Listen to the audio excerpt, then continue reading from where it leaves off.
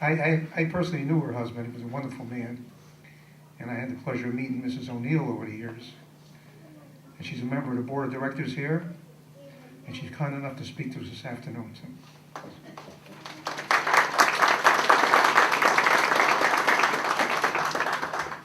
Keynote speaker, I'm not too sure about that, George. Clergy, so nice to hear from all of you, and certainly my good friend Dr. Andrews. He and I went on the road for hospice, and we visited the hospital. We visited the state capitol and talked to some of the bigwigs there. And we did some radio shows. Susie did a radio show with us. So we had a lot of fun, and we certainly tried to spread the word about hospice. You know, when Ro called and asked me if I'd speak from the heart, I said, I'll speak from the heart, sure. But it's very difficult for me to do, so you're gonna have to bear with me. A little over 7 years ago, my husband of 45 years and the 84th governor of Connecticut, William O'Neill, passed away following a long battle with emphysema, thanks to his lucky strikes. Bill received excellent health care for his disease from many dedicated doctors at St. Francis Hospital and nurses.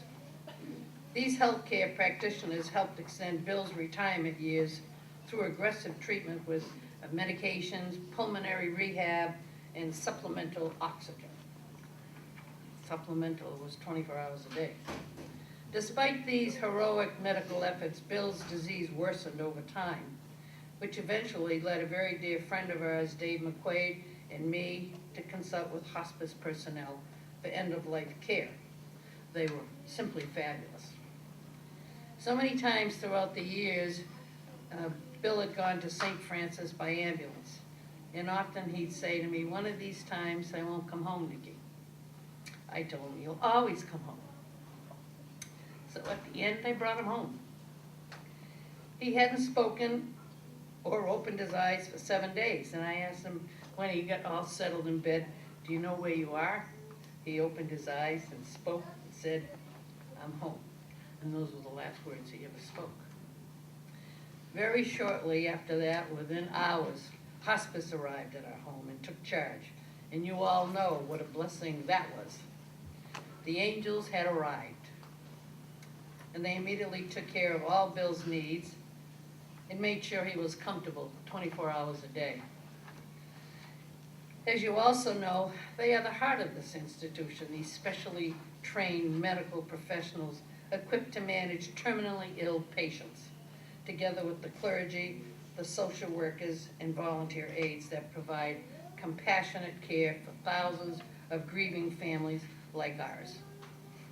The quality of care given my husband and the emotional support, and I mean emotional support, that I received from Connecticut Hospice was nothing short of miraculous.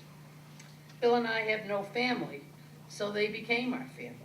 People like Sylvia, who I don't believe is here today, Mike Sweeney, and so many others, and so many volunteers. I learned from my experience that the right services and programs administered in a caring and holistic fashion can truly make a world of difference in the end-of-life experience for both patients and their families. Fortunately for my husband and me, Connecticut has a long tradition of end-of-life care that's sensitive to the medical, spiritual, and emotional needs of the terminally ill patient and their loved ones. We are all blessed that Branford was the birthplace of the nation's hospice movement. And ever since Connecticut Hospice opened its doors in 1974, our state has set the national standard for home and inpatient hospice care and nursing. It's been said many times that the test of a compassionate society is how it treats its citizens at the beginning and at the end of life. Having established the very best standards of hospice care and practices, I am so proud of this institution and the professionals who comforted me, and I'm sure you, in our time of need. We all know that death is not an option. and that neither should the care we give our loved ones at the end of life. My husband died with dignity because of hospice. I'll never ever forget that, believe me.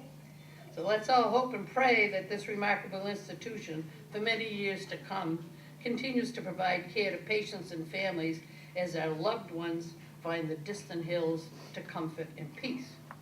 To the staff, families, and loved ones you have lost, may God bless and comfort you, and I thank you so much for being here.